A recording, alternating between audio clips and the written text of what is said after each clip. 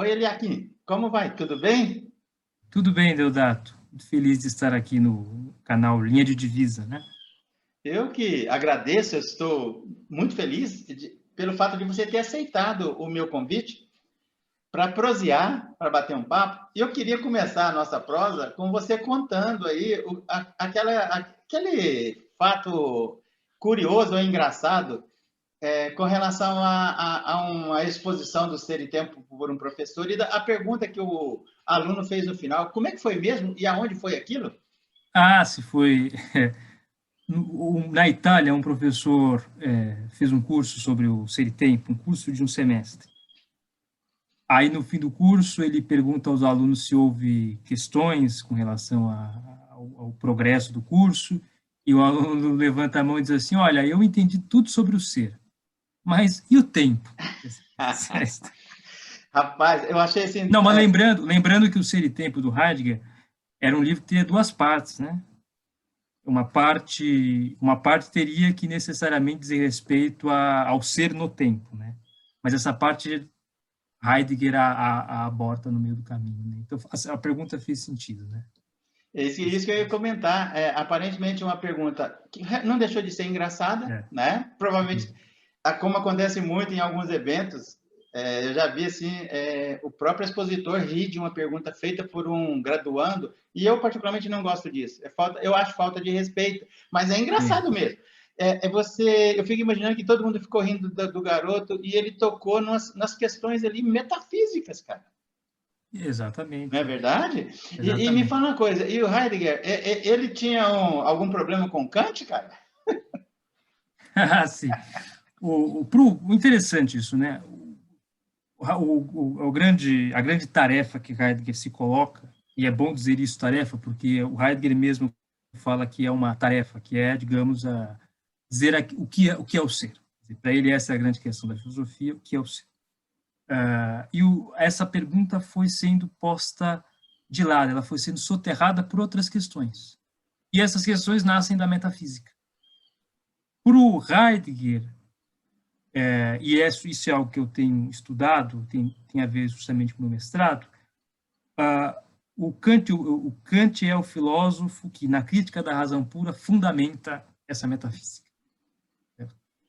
E a maneira como Kant faz isso, digamos assim, o tempo vai ser importante aí.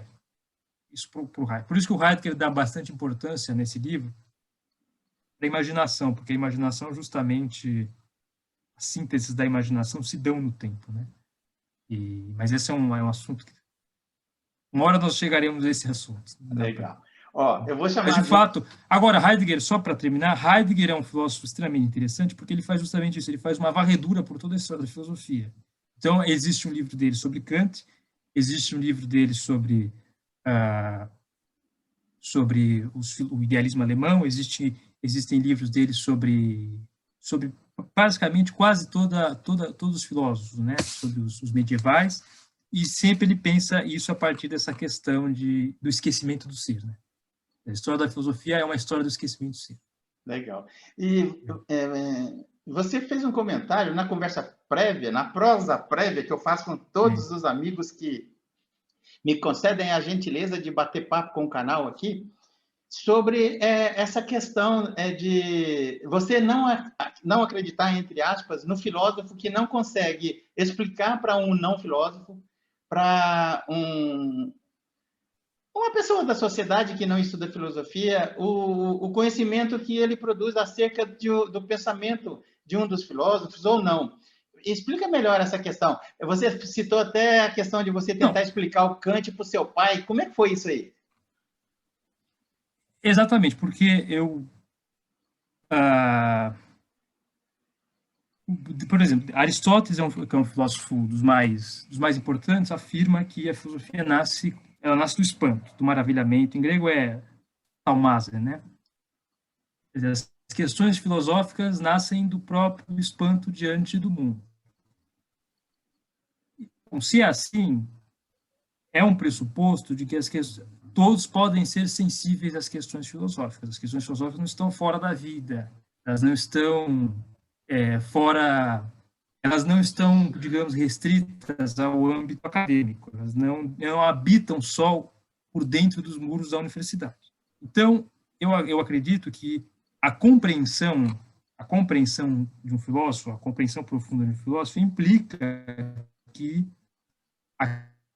explicar filósofo para aqueles que nunca tiveram contato com o filósofo, quer dizer, ou com a filosofia.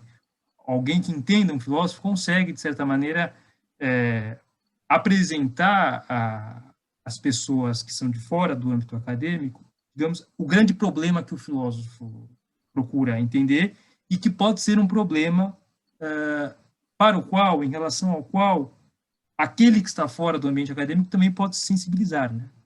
Essa é a minha ideia, né?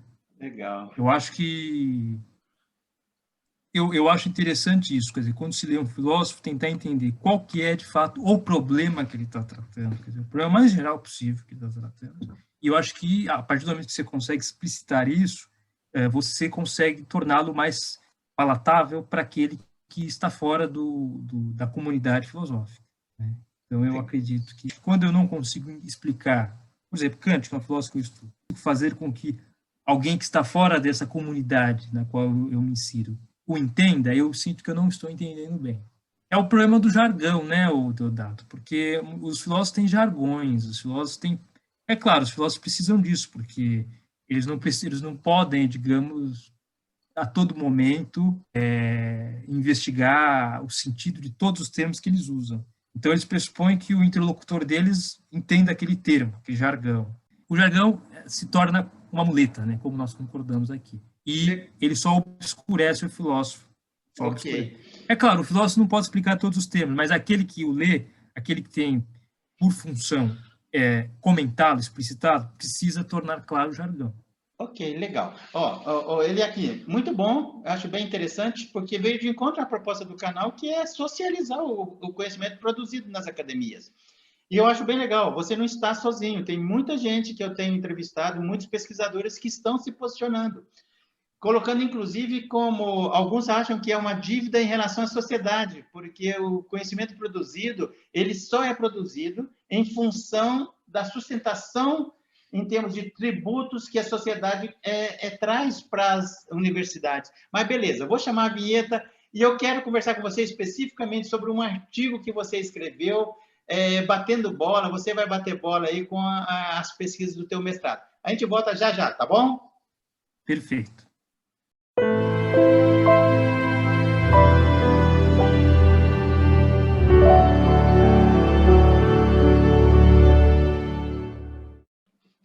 Olá, estamos de volta. Como eu falei na primeira parte, eu vou prosear com o Eliakim sobre um artigo que ele produziu e bater papo também sobre o diálogo entre esse artigo e a pesquisa que ele está desenvolvendo no mestrado. Como foi mesmo o nome que você deu para o artigo, Eliakim? Olá, estamos de volta. Como eu falei na primeira parte, eu vou prosear com o Eliakim sobre um artigo que ele produziu e bater papo também sobre o diálogo entre esse artigo e a pesquisa que ele está desenvolvendo no mestrado. Como foi mesmo o nome que você deu para o artigo, Eliakim? Sim, o nome é um nome pretensioso, que é uma pergunta: quando o conceito e o objeto concordam entre si? E o subtítulo é Sobre uma verdade por correspondência em Kant. Ok. Esse é o... E foi a partir da leitura da Crítica da Razão Pura? Exatamente. Na Crítica da Razão Pura, lá no início da que Kant chamou Lógica Transcendental, terceira seção, Kant afirma que está pressuposta em toda a investigação da Crítica da Razão Pura ele diz, uma noção nominal de verdade, uma definição nominal de verdade, que é a da correspondência. Verdade, o que é? Correspondência ou concordância, né, entre o conhecimento e o objeto. E isso para ele é uma noção tradicional de verdade. De fato, é aquilo que se convencionou chamar como teoria da verdade por correspondência, que pode remontar a Aristóteles. Ok, fala um pouco mais sobre isso. Sim, quer dizer, nós conversávamos, eu acho interessante indicar que alguns historiadores afirmam que já em Aristóteles existe uma noção de verdade por correspondência. Então, na metafísica, se você quiser, eu passo a referência, que é em 1011b25. Né? Lá Aristóteles formula aquele famoso adágio que dizer daquilo que não é, ou daquilo que não é, que é falso, e dizer daquilo que é, e daquilo que não é verdadeiro. Então já haveria aí, para alguns intérpretes, digamos, um germe da ideia de verdade como correspondência, porque Aristóteles está estabelecendo uma relação, a relação com o que é, dizer algo de algo, e que aponta para a realidade, que é o que é. Quer dizer, ou seja, de algum modo a verdade tem a ver com certos enunciados, que são portadores de verdade, né? E esses enunciados, para serem verdadeiros, devem concordar com algo que está fora dos enunciados, que é a própria realidade, né? Eliakim, você se colocou num desafio que eu vou levantar essa bola aí para a gente prosear um pouquinho. Você está tratando aí da relação da condição de verdade com a representação. Explica isso aí para o grande público. Ah, sim, porque você veja, quando nós formulamos um discurso sobre o mundo, quando nós dizemos qualquer coisa de qualquer coisa, dizemos que uma coisa é, o nosso discurso não é a própria coisa. Sim. Não poderia ser. Então, parece existir uma diferença entre aquilo que nós formulamos das coisas e as próprias coisas.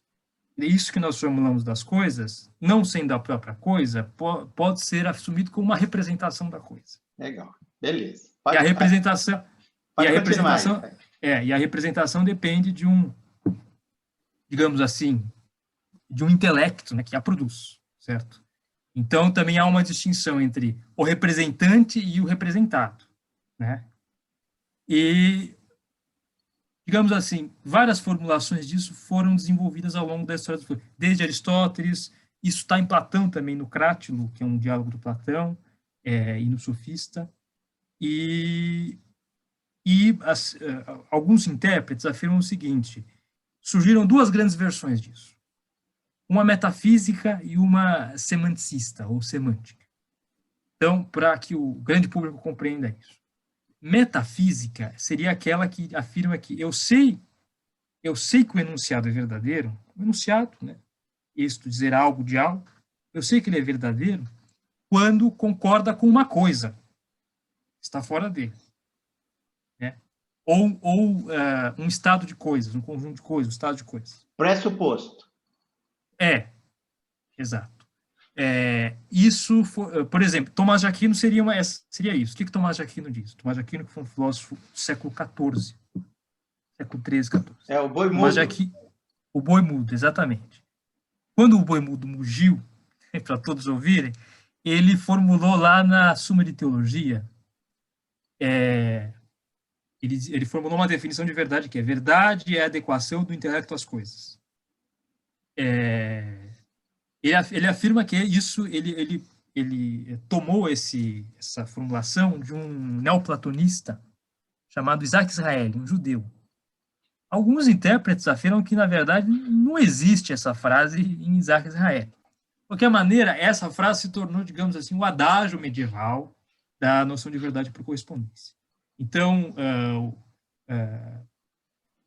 o que Tomás de Aquino afirma é que os termos em latim, né, conformitas, adequatio, tem que haver uma conformidade, uma adequação entre, digamos, o nosso intelecto e as coisas. Então, as coisas, de certa maneira, são a medida da verdade.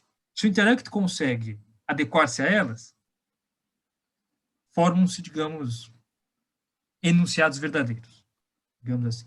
Isso vai aparecer também, algo parecido com isso já aparecia em Sexto Empírico, que era um filósofo ali um filósofo cético no início da era cristã. Isso apareceu em Avicena e Averroes, que eram filósofos árabes, né? No Avicena teria aparecido na metafísica do Avicena, e no Averroes no no livro do Averroes chamado Tartuffe. E parece que essa noção, essa versão metafísica da verdade por correspondência influencia muito os modernos. Quais modernos? Assim? Os modernos do século XVII. Leibniz, Descartes, Spinoza, depois, no século XVIII, também David Hume. E aí tem outra versão, que é uma versão semântica dessa verdade como correspondência. Não é a adequação, não é porque um enunciado se adequa às coisas que ele é verdadeiro, mas é porque um enunciado tem significado por si mesmo. Passe uma análise do enunciado, descobre que esse enunciado tem significado. Por isso ele se adequa às coisas, e por isso ele é verdadeiro. Quer dizer, por isso que é uma versão semântica, porque ela tem a ver com a significação. Isso aparece em Guilherme de Ockham. E essa versão occamiana, influencia bastante. O Guilherme de Ockham, ele viveu no século XIII, XIV, foi? 14, século XIII, XIV. Isso aparece no livro dele chamado Suma de Lógica, e isso influencia, digamos, a muitos filósofos do século XX que estudam a verdade por correspondência. Muitos filósofos do século XX.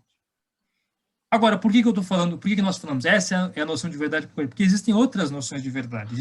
No século XX surgiram, por exemplo, uma versão pragmatista da verdade. A verdade vai ter a ver com as consequências práticas dos enunciados. E versões coerentistas. Verdade, na verdade, o que é? Verdade não tem a ver com a correspondência com as coisas. Na verdade, tem a ver com, digamos, uma coerência entre um conjunto de crenças. Esse conjunto de crenças é coerente entre si, portanto, são verdadeiros. Quer dizer. Agora, o que eu afirmei naquele artigo que foi publicado lá na revista Polemos, de Brasília, é o seguinte, que Kant assume esta versão tradicional, verdade como correspondência, mas que Kant precisa, de algum modo, reinterpretá-la, porque, veja, Kant não poderia assumir, como São Tomás de Aquino, que é possível um acesso direto às coisas, a coisa em si mesma, digamos assim. Kant interdita a possibilidade, e depois eu vou explicar por que há uma interdição, né? E agora o que eu propus lá não é um consenso. Eu não falei lá, mas eu estou pensando em escrever um outro artigo tratando dessa questão. Hilary Putnam, um filósofo americano, pragmatista do século XX, morreu há poucos anos atrás. Hilary Putnam discorda. Hilary Putnam afirma que o fato de Kant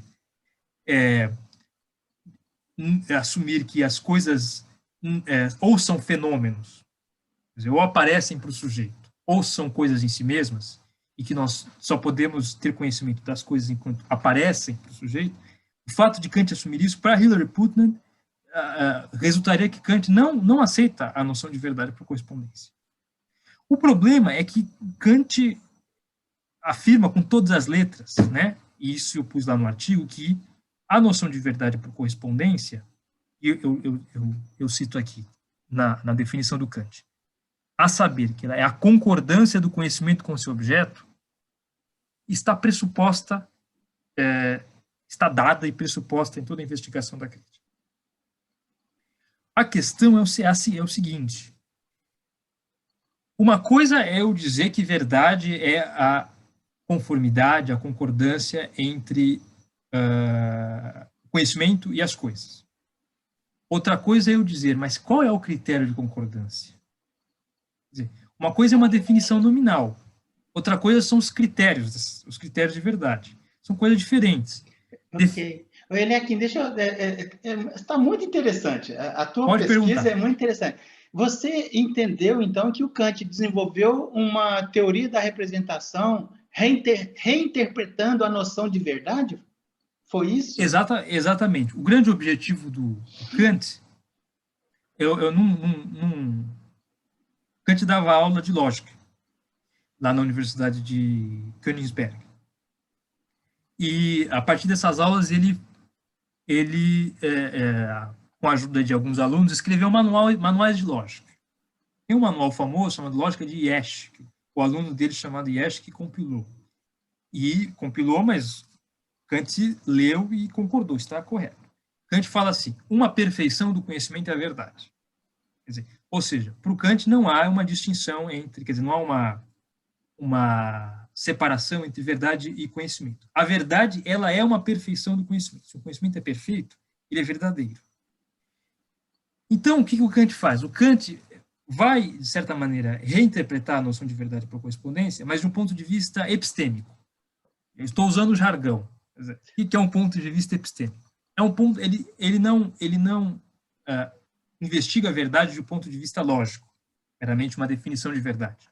Ele investiga a verdade de um ponto de vista epistêmico. Ele quer saber quais são os critérios de um conhecimento verdadeiro. Epistêmico é isso, tem a ver com o conhecimento. Agora, para tanto, Kant precisa trazer à discussão a teoria da representação, porque para Kant o conhecimento tem a ver diretamente com representações. Então, vamos entender assim mais ou menos por que Kant escreveu a Crítica da Razão. Eu não vou dar essa resposta, porque, digamos, várias pessoas escreveram a respeito disso e existem inúmeras interpretações, mas uma interpretação possível é a seguinte. Kant era professor de metafísica, e a metafísica, como mesmo Kant afirma, era um campo de batalha. Não havia entendimento não havia consenso, não havia acordo entre os metafísicos, digamos, do que seria um conhecimento metafísico válido.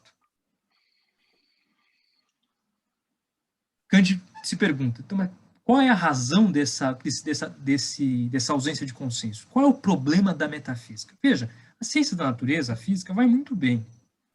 Né? O Galileu desenvolveu ali as suas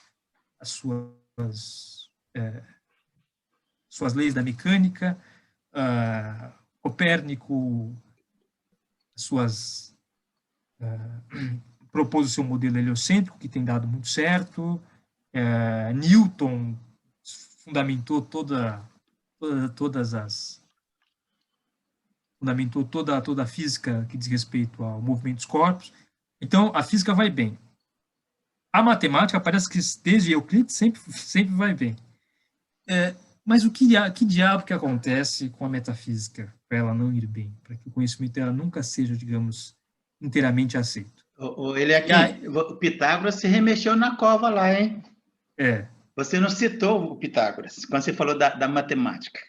Exato. Mas aí é que tá. Eu não citei o Pitágoras porque o Pitágoras ainda não é um sistematizador da geometria. Quem sistematiza é Euclides. Quer dizer, Euclides ele escreve lá escreve o livro famoso dele, em que ele axiomatiza toda a geometria, né? Você não percebeu que eu gosto do Pitágoras e estou puxando a sardinha para o lado dele? Sabe uma coisa que ele fez? Assim, é claro que estou colocando uma pitada de bom humor aí, porque você está cheio de razão. O Pitágoras fez uma coisa, cara, que até hoje eu fico pensando, como é que ele conseguiu isso? Ele criou a escala matemática da música. Exatamente. Não é impressionante? É impressionante. Que é a base de uma certa concepção pitagórica de que, digamos, a matemática é quase que um fundamento metafísico do mundo, né? Rapaz, a música é um exemplo disso. E você não sabe o quanto eu acho isso interessante. De uma forma bem cartesiana. Eu olho para isso e falo, puxa vida. E ele viajava ali, né? Assim, ele vivia mudando a academia dele de lado, porque ele era perseguido, porque ele misturava a matemática com a religião. Ele acreditava na reencarnação e ensinava lá na academia dele. Ele era influenciado pelos órficos, né? Tinha um misticismo no pitagorismo. Né? Ok, fecha parênteses aí do meu Pitágoras e vamos continuar. Mas é importante citar Pitágoras é quem dá nome ao filósofo, né? Você sabe que Pitágoras foi quem inventou o termo filósofo. Sim. Né? Agora, sobre isso, né? Agora, o que o Kant percebe? A metafísica lida com conhecimentos a priori. O que é um conhecimento a priori? Conhecimentos que são independentes da experiência. Então, o que o Kant faz? O Kant percebe o seguinte, quer dizer, existem conhecimentos a priori na matemática, existem conhecimentos a priori na física, e a metafísica trata de conhecimentos a priori. Mas na metafísica parece que não funciona muito bem. Gera confusão, desacordo entre os metafísicos. Aí que está a origem do campo de batalha. Exatamente. Ele até usa uma imagem muito interessante. Digamos assim, ele fala assim, o metafísico o metafísico que é o dogmático, quem ele era? Ele era um déspota que ergue um edifício, E aí vem os céticos que são nômades. E eles roubam, eles, como bárbaros, né? Como bárbaros que invadem, digamos, um forte romano, eles vão saqueando, né? Então, os céticos impediam qualquer possibilidade de construção desse edifício. Eliakim, que interessante que você está colocando. No canal aqui tem várias entrevistas com pesquisadores do ceticismo. Exatamente. Tem com o Bruno, lá da Faculdade Jesuíta de Belo Horizonte, que conversou bastante aqui comigo sobre o ceticismo. Você falou, como é que é o nome do cara ali do começo um cético do começo da era cristã? É Sexto Empírico. Sexto empírico. Ele cita muito o sexto empírico. Exatamente. Que já foi um pouco depois, né? Porque o sexto empírico surgiu antes, né? O ceticismo surge provavelmente com a segunda academia platônica. Por ali. O sexto empírico foi quem basicamente definiu o que era o ceticismo e o que era dogmatismo, né? E o que era a academia, que aí seria, digamos, muitos discutem ainda hoje. E a gente iria para outro caminho aí, né? Vamos voltar na tua prosa aí, que está muito interessante. Exato. Então, Kant começa a investigar o conhecimento a priori. Ele percebe o seguinte, olha, na matemática e a física parece que deram certo porque houve uma mudança no modo de pensar. Aí vem a questão das representações. Antes, o conhecimento se regulava pelos objetos. Agora, com a matemática e com a física, com Galileu, ele cita no prefácio da segunda edição, com Galileu, com o Torricelli, com o Stahl, que era um químico alemão, parece que não é mais o conhecimento que se regula em relação ao objeto. O objeto é que se regula em relação ao conhecimento. Quer dizer, o cientista chega à natureza e passa a inquiri-la. Ele coloca na natureza, digamos, certas representações. E vê se o uso dessas representações na natureza funciona, fazem com que se obtenha um conhecimento. Ele diz o seguinte no prefácio, a razão só entende aquilo que ela mesma, a partir de seu projeto, coloca na natureza. Ele afirma, isto é o quê? É uma revolução copernicana, porque Copérnico é isto, né?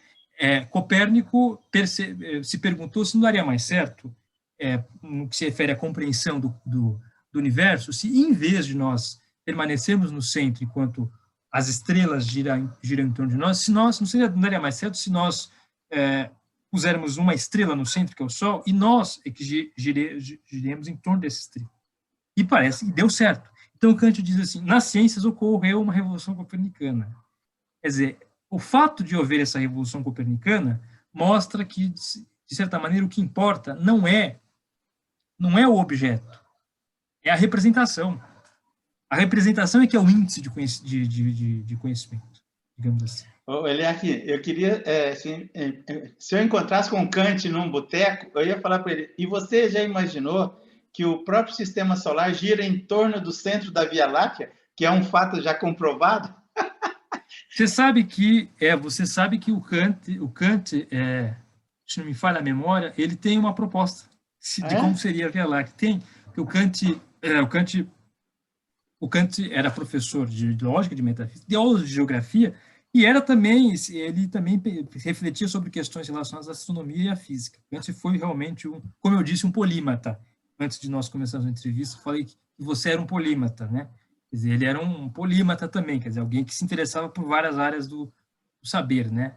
E o que interessava mais a Kant, e acho que isso é fundamental, era a sistematização disso. Quer dizer, então, justamente, por isso que, para pensar os critérios da verdade por correspondência, Kant começa a pensar à representação, certo? Em razão dessa mudança no modo de pensar. E mais ou menos quando ele começa a pensar nisso? Em 1772, assim, 9 anos antes da redação da Crítica da Razão Pura, da publicação da Crítica da Razão Pura. Ele manda uma carta... Foi em 1781, mais ou menos, 82?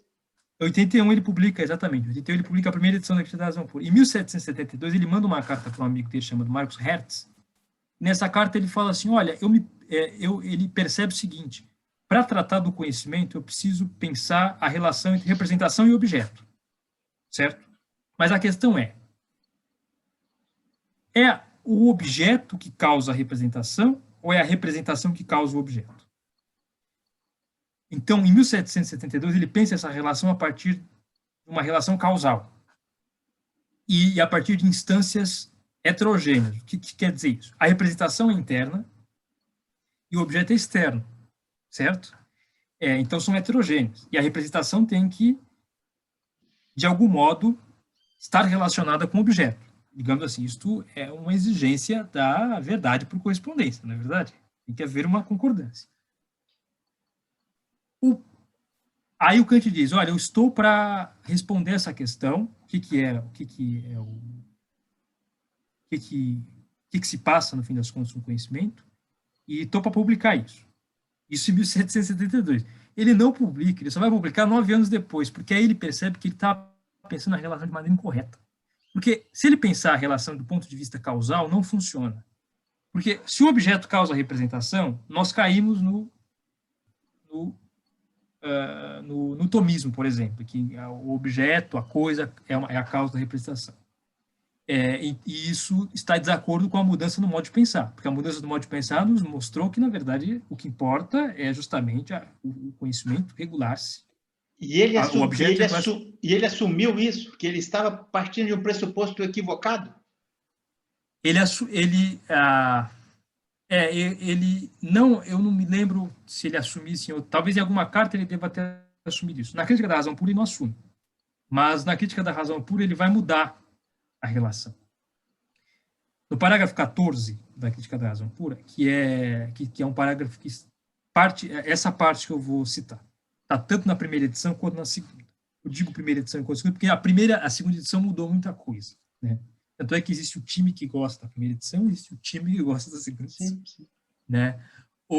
Na primeira edição, não mudou, era o seguinte, ele começa a se perguntar se é a representação que torna possível o objeto ou se é o objeto que torna possível a representação. E aí a coisa muda. Você percebeu que antes eu falava de causa, agora eu estou falando de tornar possível. Kant não está mais pensando...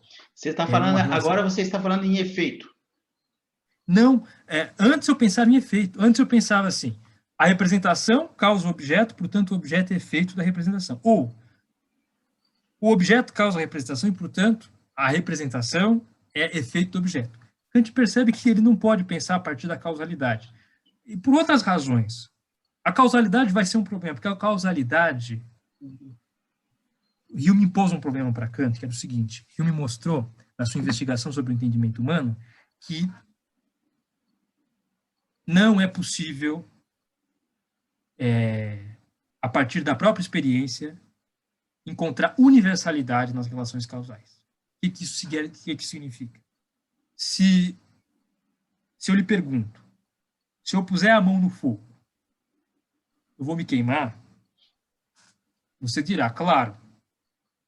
Aí eu lhe pergunto, mas isso é universal? O Hume mostra o seguinte, isto não pode ser pensado do ponto de vista universal. Não existe nada no conceito de fogo que implique necessariamente que toda vez que eu puser a mão no fogo, agora, no futuro, em todo o passado, eu vou me queimar. Quer dizer, nós assumimos, mas nós assumimos por quê? Por causa do nosso hábito. Nós assumimos isso porque sempre que nós colocamos a mão no fogo, queima. Porque existe uma associação promovida pela imaginação que leva ao hábito. Então, é uma questão de hábito. Então, esse é o chamado problema de Hume. Isso é um problema que se impõe. Hume era um cético, como o Kant diz, né? Então, era justamente esse cético que vai desfazer, de certa maneira, o edifício déspota dos dogmáticos, dos Eliakim, eu já entrevistei alguns pesquisadores, alguns que dizem que o Kant, o pensamento do Kant, o pragmatismo do Kant, a tentativa dele em estruturar as questões de ordem ética de uma maneira bem prática, né, foram extremamente relevantes para a filosofia, mas que Kant estaria ultrapassado. Você já ouviu falar isso? O problema é complicado. O problema do estar ultrapassado é complicado em filosofia, né? O que seria o estar ultrapassado? Eu diria o seguinte: estar ultrapassado é, digamos assim, para usar uma expressão coloquial, sair da berlinda, não estar em discussão muitas vezes, né? Mas mesmo hoje existem vários teóricos da ética e da moral que, de certa maneira, retomaram o pensamento moral de Kant. Contemporâneos. Posso falar da Hannah Arendt, o John Rawls, que é mais recente ainda, né? De modo que, o que eu quero dizer com isso? Kant ainda dá o que pensar. Entendi. Eu pensei que você não ia citar a Hannah Arendt. Quando a gente conversou, a gente fez a prosa prévia, e você fez as críticas à dificuldade que um filósofo, porventura, vem a ter em explicar a filosofia. A Hannah Arendt, para alguém que não fosse da academia, a Hannah Arendt entrou em crise existencial. Ela falou isso, ela não queria mais estudar filosofia, fazer filosofia, porque ela não gostava de se posicionar dentro da Torre de Marfim. Ela falava isso. Exatamente. Esse é um problema que é um problema que a filosofia enfrenta há muitos anos. Sim. E acho que cada vez mais hoje ela vem enfrentando. Como disse, eu ouvi a entrevista do André Leclerc, como ele comentou aqui com você, né? Agora, para continuar, então, no parágrafo 14, porque o Kant diz, lembrando que Kant está lidando com conhecimento a priori. O que o Kant conclui? Não é possível pensar o conhecimento a priori, dependendo da experiência, que é esse conhecimento que parece que se passa, ele existe, tanto na física quanto na matemática, e também é um conhecimento da metafísica. Não é possível pensar isso se você pensa que é o objeto a condição da representação. Então ele diz assim, há apenas dois casos possíveis sob os quais a representação sintética, que é uma representação unificada, né, e seus objetos se encontram. Referem-se um ao outro, de maneira necessária e como que dão de cara um com o outro. Ele diz, ou quando apenas o objeto torna possível a representação, ou quando apenas esta torna possível o objeto. Aí ele diz, no primeiro caso, a relação é apenas empírica, e a representação não é jamais possível a priori. Então, no primeiro caso, não é possível esse conhecimento a priori. Eu observo nas ciências e na metafísica. Não, peraí, dá a impressão que nesse momento ele abandona a metafísica. Não é que ele abandona a metafísica, ele faz o seguinte, eu preciso diagnosticar o problema da metafísica. Ok. Mas para isso, eu vou ter que mudar a relação com a qual eu penso o conhecimento. Eu não posso mais pensar o conhecimento como se a representação tornasse possível o objeto, porque nesse caso, a relação é apenas empírica e não é jamais possível uma representação a priori. Nesse caso, a coisa não funciona, porque a metafísica lida com conhecimento a priori. Sim. E aí ele diz assim, este é o caso do fenômeno no que diz respeito àquilo que nele pertence à sensação. É o caso da sensação, como se a sensação fosse a condição da representação. Aí ele diz assim, no segundo caso, porém, uma vez que a representação em si mesma não produz o seu objeto, no que diz respeito à existência, a representação não produz o objeto, senão nós seremos uma espécie de intelecto divino, né? Pensou, criou, não é isso que acontece. Então, a representação só é determinante a priori, independente da experiência, em relação ao objeto, se apenas por meio dela é possível conhecer algo com o objeto. Então, qual é a conclusão de Kant? Apenas por meio da representação eu posso conhecer um objeto. O que isso significa? Kant prossegue. Há apenas duas condições, porém, sobre as quais é possível o conhecimento de um objeto. Primeiramente, a intuição, por meio do qual ele é dado, ainda que apenas como fenômeno. Em segundo lugar, o conceito, por meio do qual é pensado um objeto que corresponde à intuição. que isso significa? Significa que eu só posso conhecer um objeto primeiro se o objeto aparece para mim. Mas ao aparecer para mim, existem certas condições da minha sensibilidade que são anteriores ao objeto. Por exemplo, o objeto só aparece para mim nas formas do espaço e do tempo. E essas formas do espaço e do tempo, elas independem, elas são anteriores à própria experiência. Nós sempre, digamos assim, concebemos um objeto no espaço e no tempo. O que Kant quer dizer é que a intuição é ela mesma uma representação. É uma representação que depende da forma da nossa faculdade sensível. A nossa faculdade sensível, a nossa sensibilidade, ela informa o objeto de tal maneira que eu só posso apreendê-lo segundo aquela forma. E aquela forma é uma forma da própria sensibilidade. Ela não está no objeto, é uma forma da sensibilidade. Por outro lado, se eu quero determinar essa intuição, quer dizer, eu quero mostrar, aplicar, por exemplo, uma categoria universal a essa intuição, eu preciso pensá-la. Eu não posso pensá-la senão a partir de um conceito. E Kant mostra, na dedução dos conceitos puros do entendimento, que um conceito ele é uma categoria, né? Ela é puro e a priori, ou seja, ele é produzido pelo próprio entendimento, em outros termos. Os conceitos são produzidos pelo entendimento. Ok. Ele aqui, e o Heidegger, ele criticou o Kant? O Heidegger acredita que aí nasce, de certa maneira, começa a nascer, de certa maneira, o fundamento da metafísica. Porque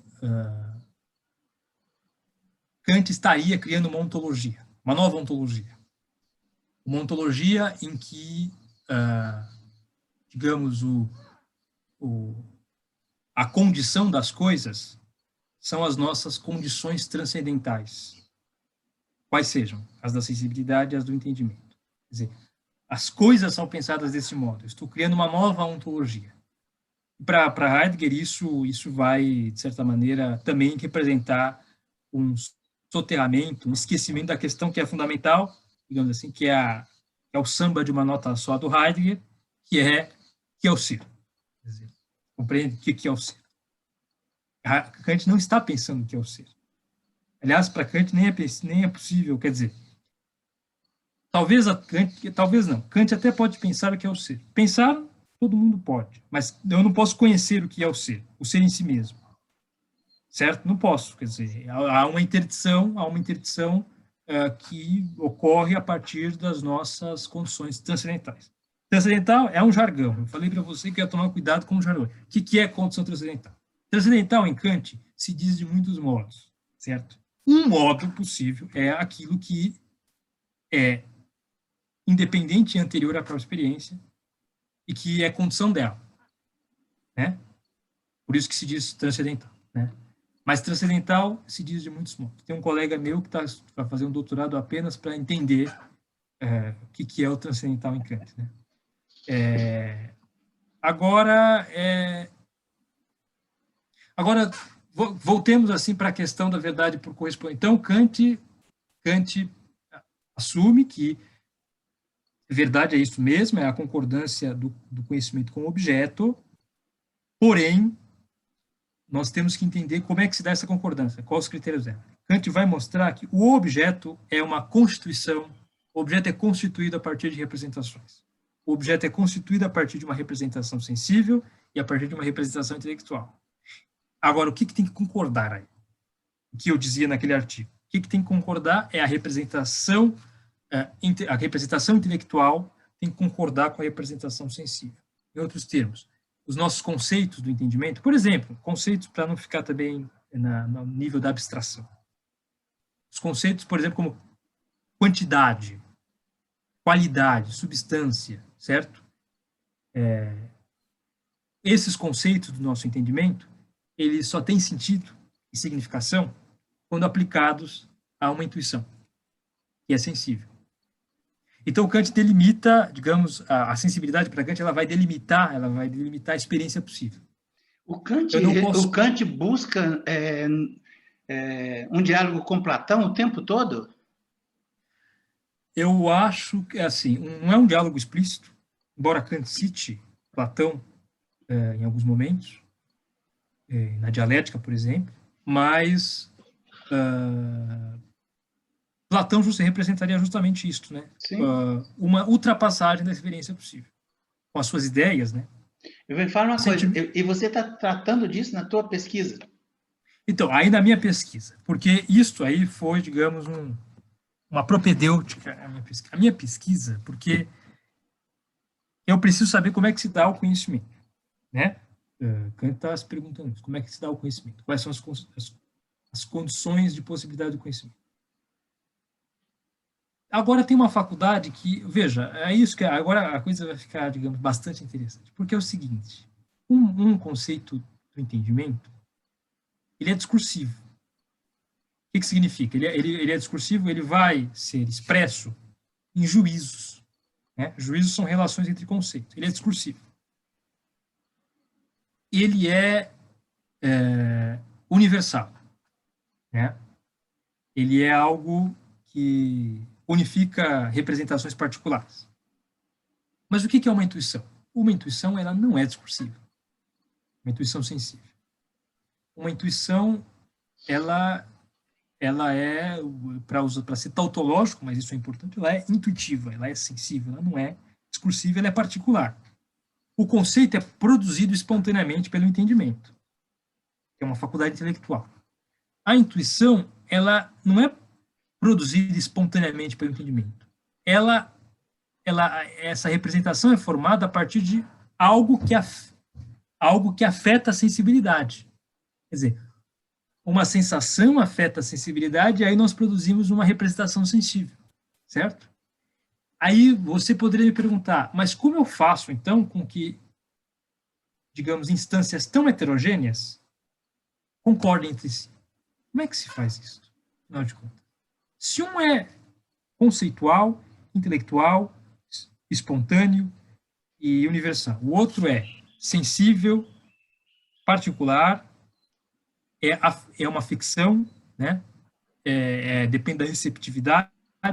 Como é que eu junto as duas coisas? A gente percebe que há um problema aí, há um abismo entre o conceito e a intuição. De uma forma simplista, é um abismo entre quem está dentro da caverna e quem está fora, né? Exatamente, quer dizer, há um abismo entre, de certa maneira, aquilo que é intelectual e aquilo que é fruto da afecção do sensível. De modo que Kant vai precisar de uma representação mediadora. Uma representação que seja, ao mesmo tempo, sensível e intelectual. Ela tem uma representação anfíbia, poderíamos dizer. E ele chegou a alguma conclusão? Então, aí é uma parte obscura da crítica da razão. Essa representação, ela parece que é ela é produzida pela imaginação. Agora, mas aí é que está. A imaginação em Kant, ela é uma faculdade dupla. Ela realiza sínteses a priori, quer dizer, ela lida com os elementos da sensibilidade, mas ela também tem um aspecto transcendental. Ela é unificada pelas categorias do entendimento. Quer dizer, talvez eu não tenha sido muito claro. O que eu quero dizer? Para Kant, o conhecimento tem a ver com uma representação unificada. Eu falei aqui para você, eu tenho representações sensíveis, eu preciso unificá-las em um conceito. Para isso, eu vou precisar de alguma coisa uma ação de alguma faculdade que faça essa unificação, certo? Quase como uma faculdade que vai recolhendo essas representações particulares e vai juntando para formar uma representação universal, que é o conhecimento, certo? Essa ação Kant chama de síntese.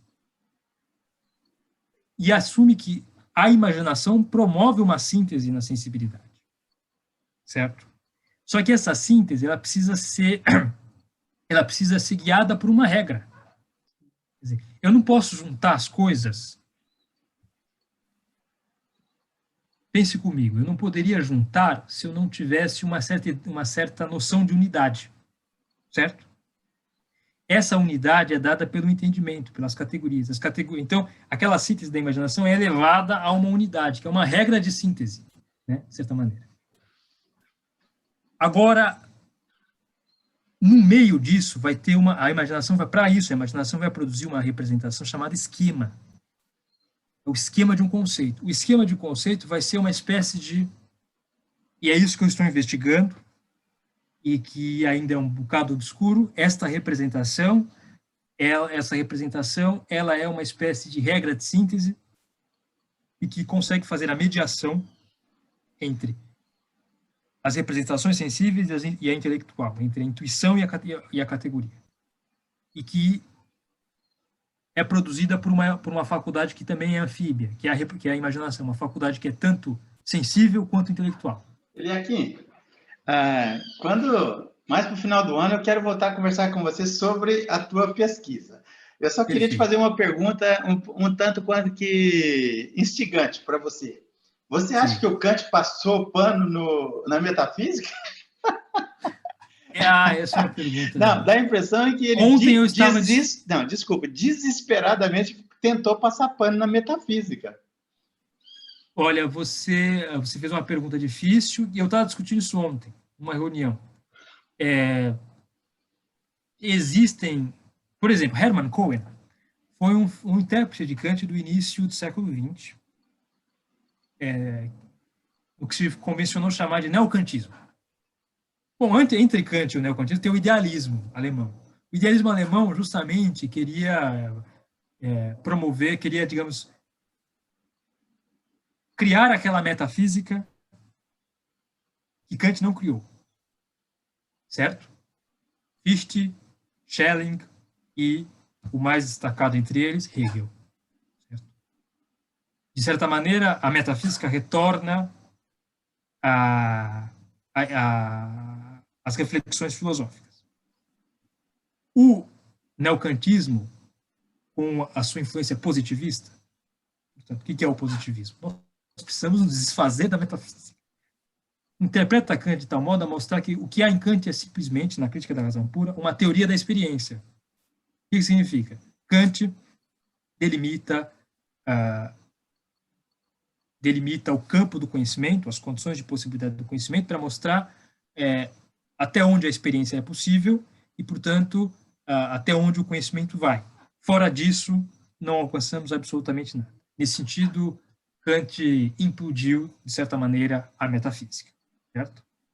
Ou implodiu ou validou, né? Então, aí é que está, porque a coisa é um pouco mais complicada. Deixa eu deixar claro por que eu falei isso. Quem faz apologia da metafísica, muitos dos que fazem apologia, defendem que o conhecimento humano, limitado por si só, é incapaz de entender o absoluto ou o infinito. O que está fora. Então, é isso que, por isso que eu falei, a coisa não é tão simples. Por quê? Veja, quando eu falei para você que existe o time que gosta da primeira edição da Existência da Razão Pura e o time que prefere a segunda edição, por exemplo, quem gosta da primeira edição? Schopenhauer.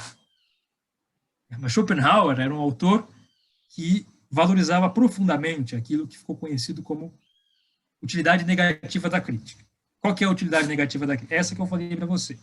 Limitar o campo da experiência possível. Limitar o campo do conhecimento. É negativo isso. Mas Kant, no prefácio, a segunda edição da Crítica da Razão Pura, afirma que não quer dizer que não haja uma utilidade positiva para isso. Por quê? Digamos, estas ideias que eram pensadas pela metafísica, quais sejam? A liberdade, a imortalidade da alma, a existência de Deus, elas podem ter valor prático. Quer dizer, elas podem ser ao menos pensadas. E ao serem ao menos pensadas, elas podem ter um valor prático.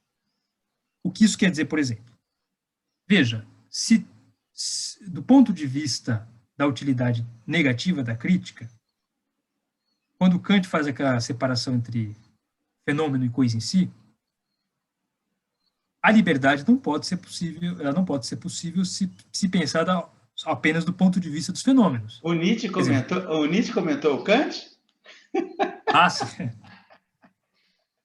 Eu vou terminar isso e vou falar do Nietzsche. Mas é uma boa...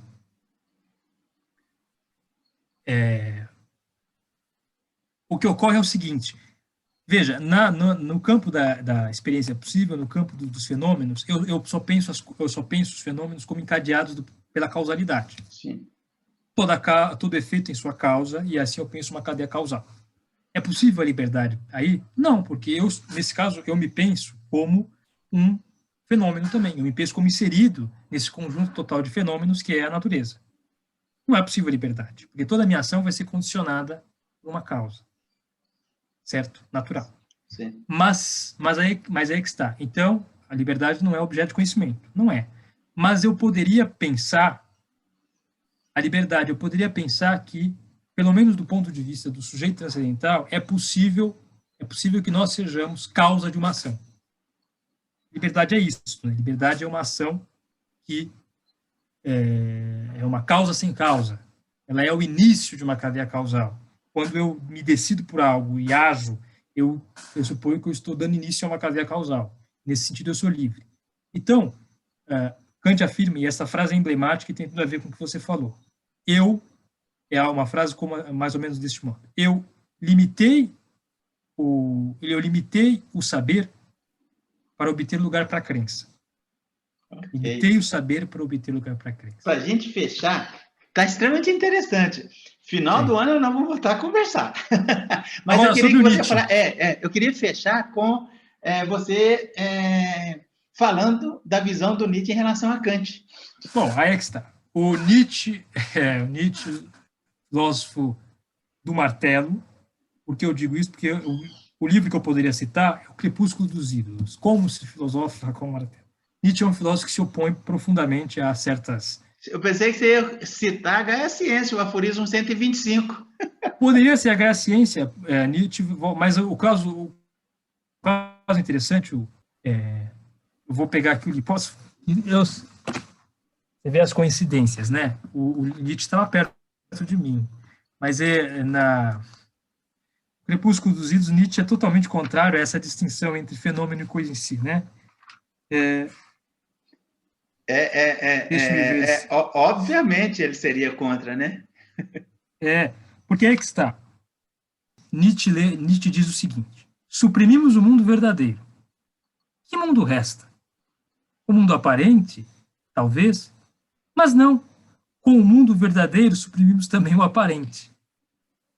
Quer dizer, justamente Nietzsche faz uma tremenda crítica a essa ideia de verdade por correspondência, isso é um fato, e ele critica também essa ideia de distinguir a realidade entre fenômeno e coisa em si. Quer dizer, para ele isto também seria, digamos, faria também parte de um sintoma desta transcendentalização da filosofia, que é negar o que está aí diante de nós, o mundo presente, e assumir um mundo transcendente. De certa maneira, a moral de Kant seria isso. A moral de Kant é uma moral transcendente, uma moral transcendente, transcendental. Mas Kant diria, ela é transcendente, no sentido de que eu preciso assumir a moral kantiana habita uma razão teórica que é, digamos, um preenchimento daquilo que está fora da experiência possível, portanto, aquilo que é transcendente, né? Ela é o inteligível, né? Ela é o inteligível. Schopenhauer já faz uma crítica nesse sentido lá no livro dele sobre o fundamento da moral, e Nietzsche a retoma, quer dizer, de fato, Nietzsche diria que Kant faz parte dessa esteira do transcendental na filosofia, né? Legal. Da assumir o mundo exterior. Então, espero que eu tenha sido claro. Eu mobilizei muita coisa tudo isso que eu mobilizei poderia ser posto em questão também, demandaria mais discussões, né? Ele é aqui. Mas eu espero que eu tenha sido claro. O que eu mais gostei aqui da nossa prosa, do nosso bate-papo, é justamente porque você trouxe posições várias sobre o Kant, a visão do Kant, nessa relação aí de objeto e representação, ou de verdade e representação, e sem ser taxativo e mostrar uma opinião clara, porque realmente é muito vasto e vai ter muita opinião, ou igual ou contrária. E eu provoquei um pouquinho, a hora que eu chamei o Nietzsche aí, eu não tinha falado para você que eu ia trazer o Nietzsche. O Nietzsche, assim, você gosta muito do Agostinho de Hipona, e gosta muito do Kant, salta aos olhos, assim, o teu encantamento pelo Kant, né? E eu costumo falar duas coisas. Eu tenho um certo encantamento, uma relação paradoxal com dois caras. Eu, Deodato, com Agostinho de Hipona e com o Nietzsche. Eu amo e odeio, entre aspas, os dois. o Nietzsche... E é interessante, porque são filósofos bem expostos distintos, no mesmo local, iriam entrar em confronto. Isso. Quer dizer, não há dúvida. É por uma coisa muito simples. Aí também, já trazendo para uma mesa de boteco de uma maneira bem simplista. Primeiro que Agostinho, ele falava que Platão foi ingênuo e prepotente quando ele falou do mito das cavernas. O Agostinho fez essa crítica ao Platão, embora ele mesmo falasse que nunca leu Platão diretamente. Ele leu através de Plotino. Ele falava que ele era um cristão, né? O Agostinho, ele falava que o Platão foi ingênuo e prepotente na medida em que ele achava que o homem sairia do fundo das cavernas, no mundo sensível, do mundo visível, e iria para fora da caverna, encontrar o mundo das ideias e voltaria. Segundo Agostinho, que era cristão, se não tivesse o paradoxo absoluto, que seria Deus encarnado no corpo de um homem e trouxesse a verdade, não seria possível. Opinião de Agostinho. Ponto. Opinião de Agostinho. O Nietzsche foi um cara que perdeu o pai, dizem que suicidou, ainda criança, teve um forte impacto. A irmã dele, a mãe dele, só enchia o saco dele. Ele era apaixonado por uma mulher que nunca ficou com ela.